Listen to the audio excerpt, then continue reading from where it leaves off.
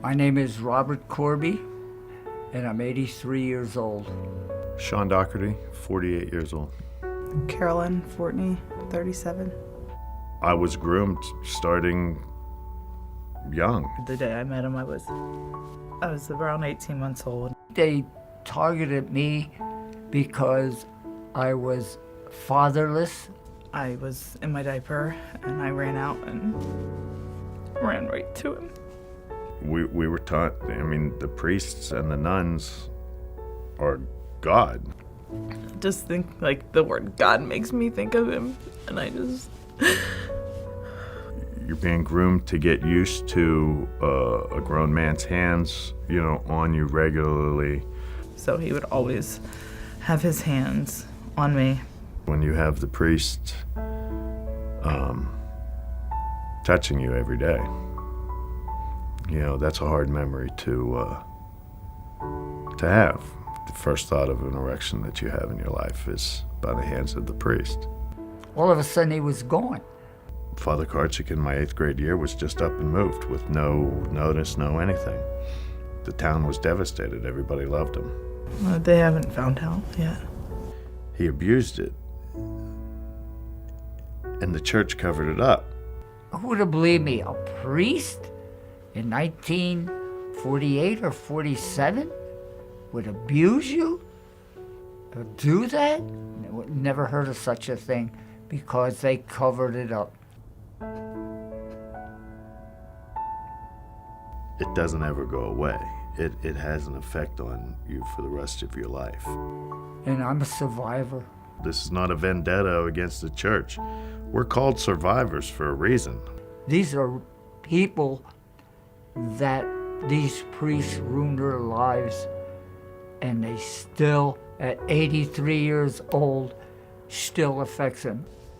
I just feel like my whole life has been a lie. Has absolutely destroyed me. My children suffered. My wife suffered. My dad found out, but he went crazy. I was very unaffectionate. I couldn't show any affection with my wife. I had no desire to have children. None, because of this. My children I couldn't hold or hug. I didn't feel comfortable at all. I still don't feel comfortable now in relationships. No kids for me. The affection I could give to her. And thanks to Father Royer, he took that away from me. It's affected my life so much. This is a lifelong issue with survivors. They have to be accountable, the church, for what they did. I've waited for a long time for this. I think this report's gonna help people who don't have a family, because they're gonna know that there's a lot of people out there now that believe them and are behind them.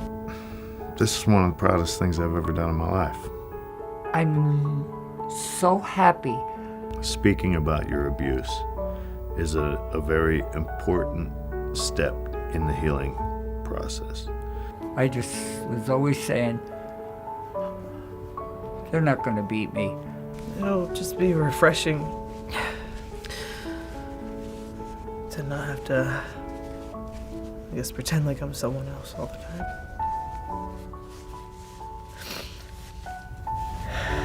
It's very lonely,